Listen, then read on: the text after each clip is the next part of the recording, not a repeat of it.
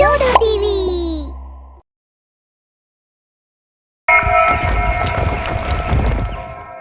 మాదాపూర్ అనే పట్టణం నుండి 10 కిలోమీటర్ల దూరంలో బ్రిటిష్ కాలంలో నిర్మించిన ఒక మెంటల్ హాస్పిటల్ ఉంది. మన భాషలో చెప్పాలంటే మానసిక వైద్యశాల. చక్కటి వైద్యం అందించే హాస్పిటల్. డాక్టర్ వినీత్ ఆ హాస్పిటల్లో మానసిక వైద్యుడు. అతను ఈ ఉద్యోగం చేయడం ఎక్కువ కాలం ఏం కాలేదు, కానీ సీనియర్స్ అందరూ అతని పనికి ప్రభావితం అయ్యారు. హాస్పిటల్కి వచ్చే ప్రతి పిచ్చివారి కేస్ మొదటగా వినీత్ దగ్గరికి వెళ్తుంది. అలాంటి కేసే ఆ రోజు వచ్చింది. రాత్రి 3 గంటల సమయం అవుతుంది. వినీత్ అతని క్యాబిన్లో కూర్చొని ఏవో ఫైల్స్ చూస్తున్నాడు. అప్పుడే హాస్పిటల్ ముందు ఒక అంబులెన్స్ ఆపింది. అంబులెన్స్ శబ్దం విని వినీత్ బయటకు వచ్చాడు.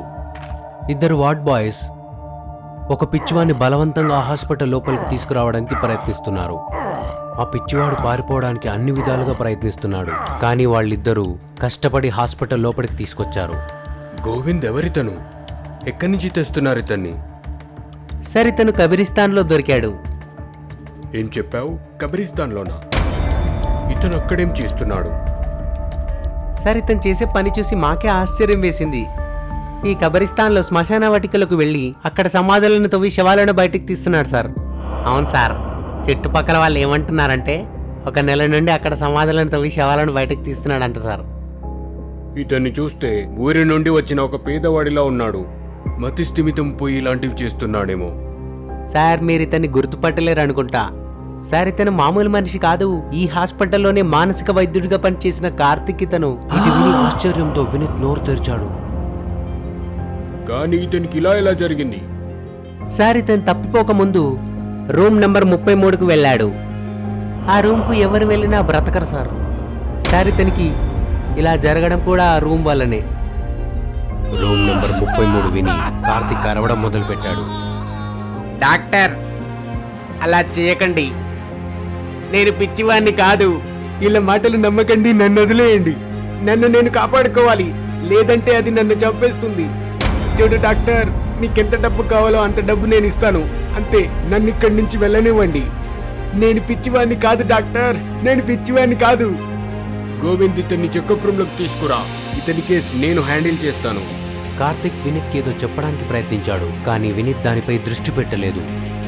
గోవింద్ మరియు ప్రణయ్ అతన్ని లోపలికి తీసుకెళ్లారు. వినీత్ మనసులో చాలా ప్రశ్నలు ఎదురయ్యాయి. వాటికి సమాధానం కార్తికే ఇవ్వగలుగుతాడు. కొద్దిసేపటి తర్వాత వినీత్ కార్తిక్ దగ్గరకు వెళ్ళాడు. కార్తిక్ ని మొత్తం ఖాళీగా ఉన్న రూమ్ లో పెట్టారు. వినీత్ కార్తిక్ రూమ్ లోకి వెళ్ళాడు. కార్తిక్ గోడ వైపు తిరిగి కూర్చున్నాడు. అతను భయపడుతున్నాడు. అతను వణుకుతూ గోడ దగ్గర కూర్చున్నాడు. కార్తిక్, నువ్వు బాగానే ఉన్నావు కదా? చూడు, భయపడకు, నీకేం కాదు. మీరు సురక్షితమైన స్థలంలో ఉన్నారు. వినీత్ అలా చెప్పగానే కార్తిక్ లేచి వినీత్ వైపు నడిచాడు. డాక్టర్, ఇక్కడే కాదు, ఇంకెక్కడైనా నేను సురక్షితంగా ఉండలేను. అది ఎక్కడైనా నన్ను వెతుక్కుంటూ వస్తుంది. కార్తిక్ ఇలా చెప్పగానే అతని వెనుక ఒక భయంకరమైన దయ్యం ప్రత్యక్షమైంది. ఆ భయంకర రూపాన్ని చూసి వినీత్ భయపడ్డాడు. కార్తిక్, నీ వెనకాలన్నదేంటి? అదేంటి కార్తిక్? ఆ దయ్యం కార్తిక్ తో పాటు గాల్లోకి లేచింది. డాక్టర్, మీరు పొరపాటున కూడా రూమ్ నెంబర్ 33కు వెళ్ళకండి. అందరి బాగు కోసం దాన్ని మూయించండి. కార్తిక్ ఈ మాట పూర్తి చేయగానే ఆ దయ్యం గట్టిగా నవ్వసాగింది. చూస్తుండగానే ఆ దయ్యం కార్తిక్ ని 2 ముక్కలుగా చేసింది. అది చూసి వినీత్కి నోట మాట రాలేదు. కార్తిక్ అరుపు విని పక్కనే ఉన్న వాళ్ళందరూ అక్కడికి వచ్చారు. కార్తిక్ అలా పడి ఉండటం చూసి అందరూ భయభ్రాంతులకు గురయ్యారు. ప్రతి డాక్టరు వినీత్ను ప్రశ్నల మీద ప్రశ్నలు అడుగుతున్నారు. వినీత్ స్తంభించిపోయాడు. ఎవరికేం సమాధానం చెప్పలేకపోయాడు. అతను అక్కడి నిశ్శబ్దంగా నిలబడి కార్తిక్ శవాన్ని చూస్తున్నాడు. ఈ సంఘటన జరిగి 2 రోజులయ్యింది. కానీ వినీత్ హాస్పిటల్కి వెళ్ళలేకపోయాడు. అతను ఇంట్లోని కూర్చొని ఆలోచిస్తున్నాడు. కానీ ఆ దయ్యం ఎవరు? కార్తిక్ని ఎందుకు చంపింది? కార్తిక్ కబ్రిస్తాన్లో సమాధులను తవ్వి శవాలను ఎందుకు బయటికి తీస్తున్నాడు? వీటన్నిటికీ సమాధానం ఒక్క దగ్గరే దొరుకుతుంది. హాస్పిటల్లో ఉన్న రూమ్ నెంబర్ 33. వినీత్ నేరుగా ఆ రూమ్ దగ్గరికి వచ్చాడు. రూమ్ తలుపు తెరిచి లోపలికి వెళ్ళాడు. రూమ్లో ఒక లైట్ వెలుగుతుంది.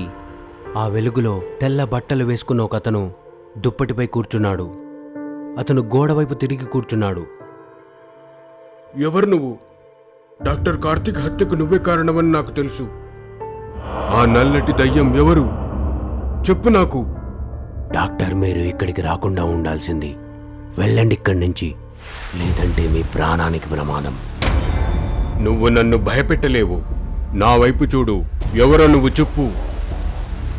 వినీత్ చెప్పగానే అతని వైపు తిరిగాడు. అతని కళ్ళు తెల్లగా ఉన్నాయి. వినీత్ అవి చూసి భయపడ్డాడు. నా పేరు అంకుష్. కొన్ని సంవత్సరాల క్రితం నాకు దయ్యాల మీద రీసెర్చ్ చేయడం ఇష్టం. అది నా హాబీ. అదే పని మీద ఒక రోజు రాత్రి కబ్రిస్తాన్కు వచ్చాను. అన్ని దిక్కుల సమాధులున్నాయి. ఒక సమాధి దగ్గర ఏదో శబ్దం వినిపించింది. ఆ సమాధి దగ్గరికి వచ్చాను. దానికి అన్ని వైపులా తొవ్వి ఉంది. అందుకే నేను దాన్ని ఎంచుకున్నాను. దాని దగ్గరికి వెళ్ళి కెమెరాతో షూట్ చేయడం మొదలుపెట్టాను. పక్కనే ఉన్న ముళ్ళు నా కాలుకు గుచ్చుకుంది. నా కాలు నుంచి రక్తం ఆ సమాధి మీద పడింది.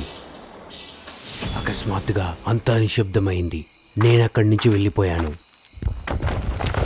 అది నా రక్తాన్ని తాకి నా శరీరాన్ని ఆవహిస్తుందని నాకేం తెలుసు. ఆ రోజు నుంచి నా కళ్ళు దాని మీదే ఉన్నాయి. ఆ రోజు నుంచి అందరిని చంపడం మొదలుపెట్టింది. ఆ దయ్యం నన్ను ఆవహించి అందరిని చంపేస్తుందని నాకు తెలియదు. దాని శక్తి పెరుగుతూనే ఉంది. అది నాలో బ్రతికే ఉంటుంది. ఆ దయ్యాన్ని ఆపటానికి ఒక్కటే దారి ఉంది. నేను దాని సమాధి నుంచి అందులోంచి శవాన్ని తీసి దాంట్లోకి పంపిద్దామనుకున్నాను. అందుకే కబ్రిస్తాన్లో ఆ సమాధిని వెతకడానికి వెళ్ళాను. కానీ అక్కడ అది లేకుండా మాయమైపోయింది. అందుకే అన్ని సమాధులను తవ్వి వాటికి మంట పెట్టడం మొదలుపెట్టాను. కొందరు నన్ను పిచ్చోని అనుకుని ఈ హాస్పిటల్లో చేర్పించారు.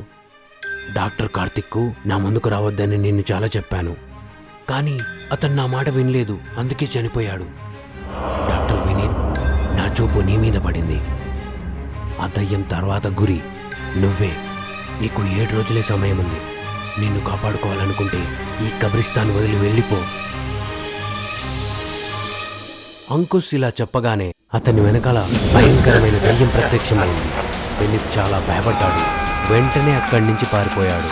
కొన్ని రోజుల తర్వాత గోవింద్ మరియు ప్రణయ్ ఒక వ్యక్తిని అంబులెన్స్లో హాస్పిటల్కి తీసుకొచ్చారు. అతన్ని గొలుసులతో బంధించారు. ఆ వ్యక్తి ఎవరో కాదు, వినీత్. అతను కూడా కార్తిక్ లాగా అయ్యాడు. హత్యలు జరుగుతూనే ఉన్నాయి. అంకుష్ ఆ దయ్యం నుంచి విముక్తి పొందడానికి తన తలను గట్టిగా గోడకేసి కొట్టుకొని చనిపోయాడు. ఎవరైనా ఈ రోజుకు కూడా ఆ హాస్పిటల్లో రూమ్ నంబర్ 33కు వెళ్తే కబ్రిస్తాన్ నుంచి హాస్పిటల్కు వచ్చి వాళ్ళ ప్రాణాలు తీస్తుంది.